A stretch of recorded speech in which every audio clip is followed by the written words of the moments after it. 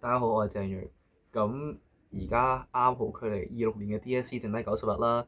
咁唔知大家準備成點？咁但係接下來我都希望送少少説話俾大家，係啦。咁所以我希望睇緊呢條片嘅你，無論你而家係可能搭緊車又好，溫緊書又好，或者可能你休息緊都好，咁希望大家都可以俾幾分鐘時間聽一聽我將會同大家講嘅嘢。係啦，雖然對大家成績冇幫助，咁但係都照聽啦，係啦。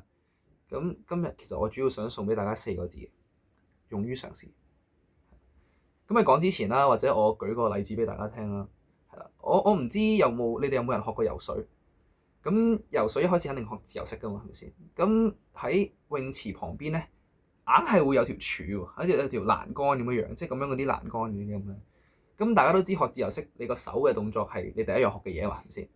咁肯定有好多教練叫你喺條柱嗰度拍咗先啦，咁樣樣你重複呢個動作係咁拍先啦，咁可能有啲人佢好勤力嘅，佢拍10萬次；有另外一個人更加勤力，可能拍20萬次；都有啲人可能唔知拍可能10億次咁樣樣，唔好理啦。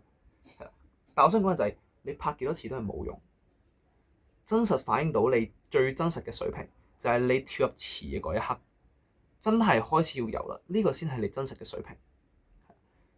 有啲人可能佢練10萬次都好，佢跳入池可能係預力嘅喎。咁亦都有其他人可能佢接狗仔式，咁亦都有啲人可能游過50米都要2分鐘或者3分鐘，係啦。咁所以藉住呢個例子，我想講啲咩咧？就係大家真係要勇於嘗試，係啦。因為冇可能大家即係可能聽日游水比賽，你今日仲同我話我冇落過水㗎，我咁耐以嚟學咗10幾20年，我都係拍緊個欄杆㗎咋。咁樣咁肯定唔得。咁聰明嘅你肯定都會知道，去預備呢場比賽，你點都要真係落池去游下㗎。咁喺游嘅過程點都會辛苦過你去拍條柱㗎。點解咧？因為你又要踢腳，你又要換氣，仲有好多唔同其他嘅嘢你要處理，係咪先？咁肯定係辛苦過你喺陸地就咁求其拍嗰條柱㗎，係咪先？咁但係你連池你都冇落過，你冇游過，咁你比賽你點游咧？係咪先？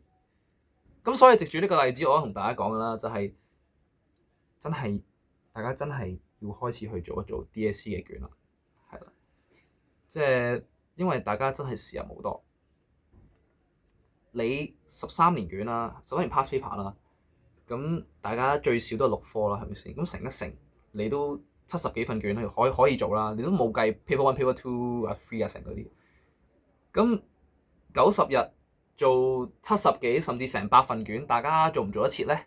嗱，你做完你仲要去記低自己錯處，仲要去改進啊，剩咗好多嘢去做，仲有錯題簿啊，我唔知啦。咁大家其實係點咧？係啦，咁所以我想同大家講嘅就係真係勇於嘗試，大家真係要踏出第一步，抽自己空餘嘅時間去開始做一 DSE 卷啦。係咁，今日講咗咁多，多謝大家。